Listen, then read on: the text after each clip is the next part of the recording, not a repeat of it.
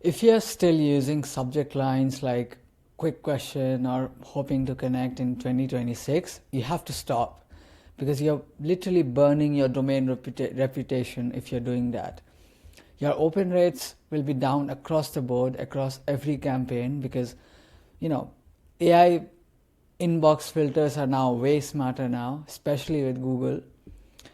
They spot salesy language, sales breath from a mile away.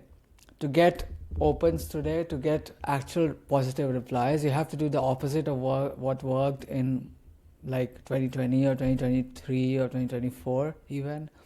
You have to stop trying to look interesting and start trying to look boring, and just have a very simple offer in the description, and not any crazy personalization that just immediately speaks like a salesman and turns off people and just gets marked as spam. So today I'm giving you 3 subject line patterns that are actually working right now, and this is like the new rule right now. So the goal is not to entice a user with a clever hook now, not in 2026. The goal is to look like an internal email from a colleague or a crucial vendor, somebody that can actually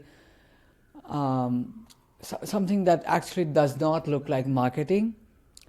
And if it does look like marketing, it will die in the promo tab, and it will actually just be a quick operational note, and it won't get opened. What you need is like extremely radical brevity. You do not need to put every word in your email has to earn its place.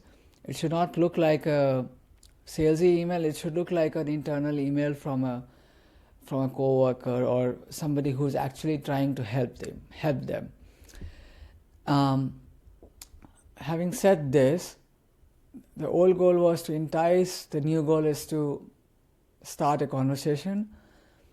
So the pattern 1 that we can talk about is what I call internal mimicry, which is if you sound boring in 2026, you build trust. So think about how your email goes to your coworkers, or somebody extremely normal that you actually do in your day-to-day life. Do you capitalize every word? Do you use emojis? Do you use lowercase incomplete sentences with typos even? You want to mimic exactly that vibe.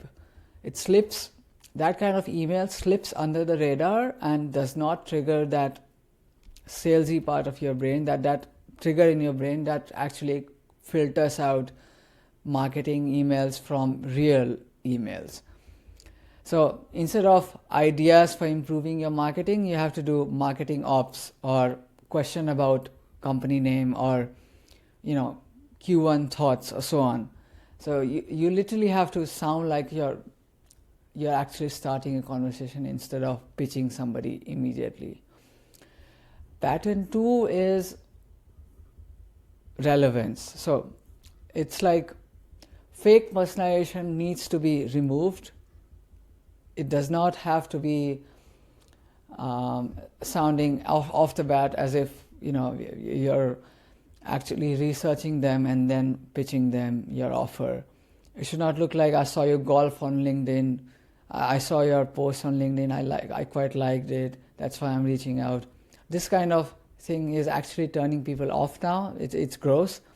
So real personalization now is basically about, if they're hiring for a role, you can mention that. If you've noticed that they use a specific tech stack, or if they are not using AI properly, or if they're not using some kind of tooling in their business properly that you can provide, you can use that angle to open up your conversation.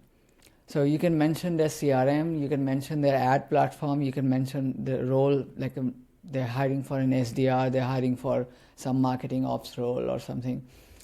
That will actually open up a necessary operational conversation with a C-suite person, and it won't sound like a cold pitch. So that is one of the main ways that you can actually personalize despite not personalizing.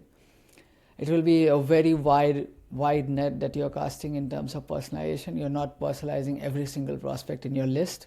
You're just casting a very wide net of personalization that says that, oh, I saw you hiring, that's why I'm reaching out with this. I can solve this problem for you, and so on. Then lastly, pattern 3 is anti-marketing outcome. So what is anti-marketing? It means that if you must mention a benefit, you do not make it sound like a hype or a limited time offer or something that needs urgency. You do not need to mention stuff like increase your revenue by X%. That will actually trigger the spam filters, the new AI spam filters that are actually quite smart now. So you need to focus on being a boring, painful, specific outcome. You need to provide that specific boring outcome in your email now. And the more boring you are, the less you'll sound like spam. And those AI inbox filters and the filter in your prospect's brain, both will not actually try to mark you as spam or try to archive you or straight up delete you. So, for example, like CAC reduction is better than skyrocket your revenue or 10x your next 90 days revenue or so on. You need to have like a very boring but valuable headline offer. So fixing your demo gap, no more manual SDRs. The actual outcome needs to sound boring but still valuable, and it should not sound salesy. I feel like I'm repeating myself now, but this is quite important. A boring, specific business result without the hype needs to be in your email, and not any spam. You should avoid words that actually sound like spam now. And the final test for any subject line is basically read it on your phone. These 3 patterns are quite good, but the last check that you can use before actually starting your cold email campaign is just write that subject line on your phone and read it out loud to yourself or somebody else. If it gets cut off after like 5 words, it's too long. 60% of emails are opened on mobile, and you keep it under, 40 to 50 characters at most. You can try out these patterns. Stop trying to be clever. Just try to be brief. And yeah, these are the tips that I wanted to share today. I hope these help. Subscribe and comment if you have any questions. And if you want my team to handle all of this for you, then click the link below and book your free strategy call.